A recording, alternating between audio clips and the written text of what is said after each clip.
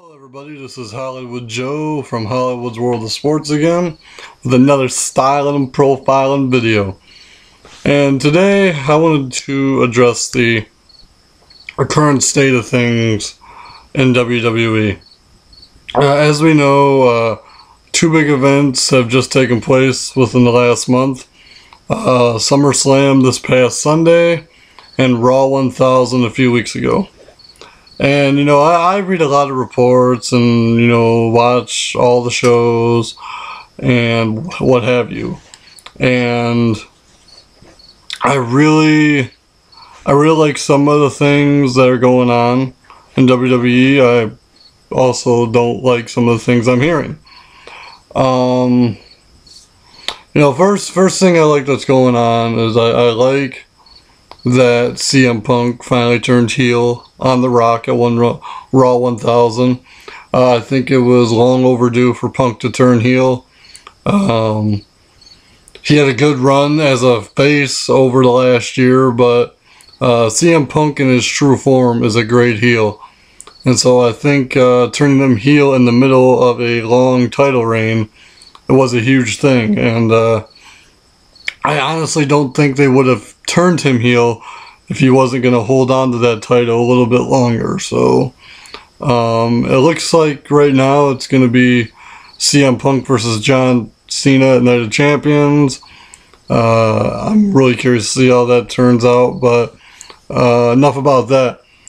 One of the big reports that's been going around over the last 2 weeks is how unhappy some of the mid-carders have been. Guys like JTG, Santino Marella, R-Truth, Zack Ryder, names of that nature.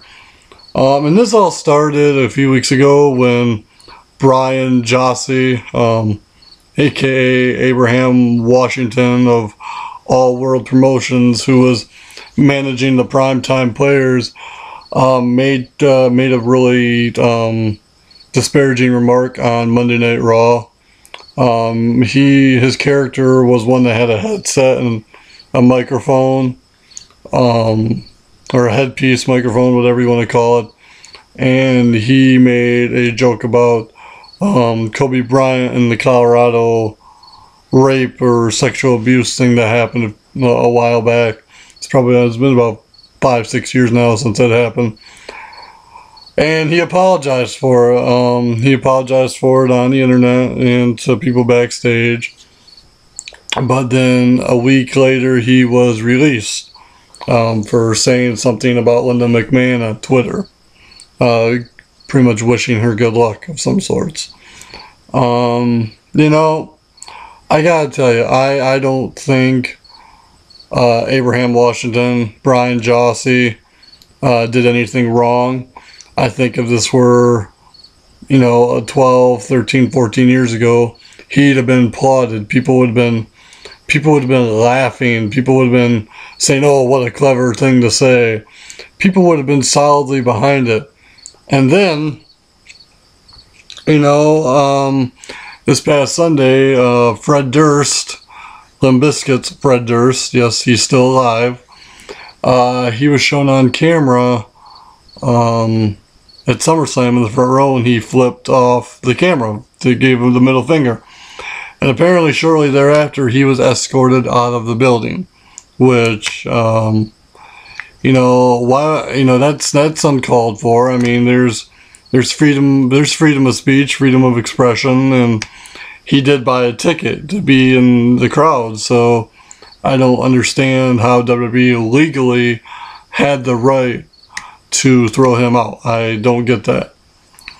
What it all comes down to is the direction of the company. A lot of people find the product boring and stale, which I can understand that. But there are some great up-and-coming guys out there like Dolph Ziggler and the Primetime Players and, guys of that nature. That's the future. And, these guys gotta have an edge to them. Wrestlers nowadays don't know how to tell a story in the ring. it's pretty much a spot fest. You know, a lot of people say that the Brock Lesnar Triple H match at SummerSlam didn't live up to the hype, but it did live up to the hype. They told a story in the ring. It was a slow, methodical beatdown that told a story in the ring, and they had great ring psychology, which a lot of those guys are missing. And, you know, they crossed the line as much, they pushed the edge and pushed the line as much as they could without, you know, being politically incorrect. But at the end of the day, WWE needs to be more edgy again. It needs to listen to its fans. The fan, like, for example, the fans don't like John Cena. So turn John Cena heel, okay? You know, I understand the little kids look up to him, yada, yada, yada. I get all that. I really do. But when the majority of your fans are 18 and older and are booing, 75% of the crowd is booing John Cena, you need to turn him heel. You know, you can try to turn CM Punk heel all you want with attacking Jerry Lawler and all this other stuff. But when it comes right down to it, when he faces Cena, they're going to cheer Punk, not John Cena. They also need to make Dolph Ziggler World Heavyweight Champion. The fans have been behind Ziggler for quite some time now. I believe he's a more believable champion than Sheamus or Del Rio. I honestly thought that Del Rio shouldn't have been in the main event picture at SummerSlam. I really thought it should have been somebody else. I really thought that Dolph Ziggler should have cashed in the Money in the Bank briefcase at SummerSlam. The only way I could ever believe Sheamus is a WWE or World Heavyweight Champion is if he goes back to being a heel like he was at the beginning of his career.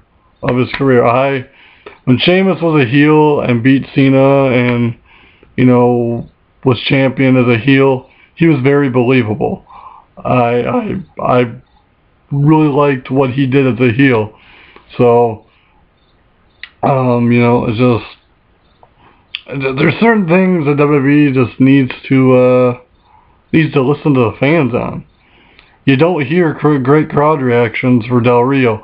You don't really hear great crowd reactions for Sheamus. But when Dolph Ziggler comes out, you get good reactions from Dolph. And, you know, it's just, WWE just, it's not what it used to be. It really isn't. And I think it's funny how, you know, they're making all these storyline plans for 6 to 8 months in advance because The Rock is coming back at the Royal Rumble to, you know, compete for the WWE Championship. I'm sorry, but a guy like Punk, you know, if he's going to lose the title to somebody, lose it to somebody respectable. Lose it to Daniel Bryan. Lose it to the Big Show. Lose it to Dolph, or lose it to somebody that's there every single week. Because you know what's going to happen. CM Punk's going to hold that title until the Royal Rumble, and he's going to lose it to The Rock. And it's that predictable. It's that obvious. And then, you know, they're saying that Rock versus Cena 2 at WrestleMania 29. To be quite frankly, I don't want to see another Rock Cena match. Everyone makes a big deal about Rock versus Cena from WrestleMania 28, and you know NBC is airing this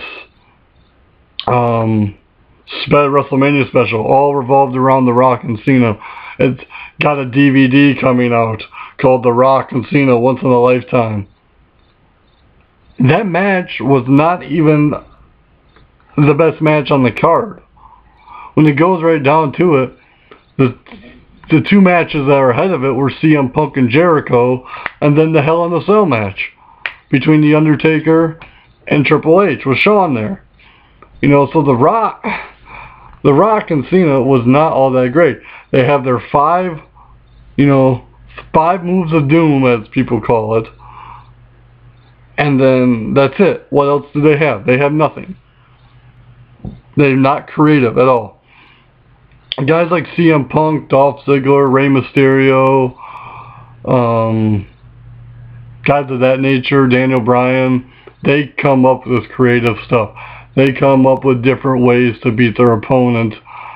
And, you know, don't get me wrong, John Cena is actually a really, really, really good wrestler. I have seen his stuff from OVW way back when, and he wasn't that bad. But WWE holds him back, just like they held Hogan back. Hogan wasn't that bad of a wrestler. If you watch his style in Japan, you notice a different style there. And, you know, it's a matter of what WWE creative and the head guys there want you to do as a performer. That's why you will never see guys like AJ Styles or Samoa Joe or stars like that in TNA. They'll never go to WWE because they don't want to be held back. Sure, they're told what to do in the storylines. They're told, you know, how the finish of the matches are going to be, but they have a lot of freedom in how they work on their matches. They don't have somebody telling them every single move to do in a match. So, you know, WWE needs to step it up. I really like, you know, Triple H starting to get more, you know, responsibilities. I've heard Triple H is really wanting to build up the tag team division and the cruiserweight division again. And those are really great things. You know, WWE needs more, I don't know, more flavor to it. Tag teams have always been a huge thing, or at least were in the 80s and, you know, 90s. I remember in the late 80s, WWE had like a huge depth of tag teams. It was ridiculous. And, you know, it was just a great thing. And hopefully WWE can get back to that point, because there are some decent tag teams in there right now. Obviously, you got the primetime players, the Usos, Epico and Primo, solid tag teams there. And, you know, cruiserweights, they need a cruiserweight division for guys like Mysterio, Sin Cara, Evan Bourne when he comes back. You know, just stuff like that. Cruiserweight title, bring it back. So, you know, it's just occurred to me lately that, you know, this 3-hour Raw thing is not good for WWE. It's really drawn out. It's obvious it's gotten really boring because they're not utilizing all their talent. They're just drawing these long segments out, and, you know, it's ridiculous. So, you know, to me, that to me is the current state of WWE. From my point of view, I think it's very stale, very predictable, very hard to get into and be excited about. So, you know, hopefully when Triple H fully takes over, there'll be some better things going on there. He thinks like an old school guy. He has an old school mentality of how it was back in the 80s and 90s. So I really think you're going to see a step up in the product, you know, hopefully soon, but if not soon, within a few years, as he starts to get more responsibilities in the back. So, you know, that's all for me. I'd like to hear you guys' opinions on what you think's going on. And no, I don't want comments from people who think it's real and takes everything that WWE does seriously. I want to hear from people that actually know the business and want to hear where they think the business is headed and where it should be headed. So, want to hear your comments. You know, always appreciated. Again, be sure to check out HollywoodsWorldOfSports.com. And until next time, remember, controversy doesn't come without criticism.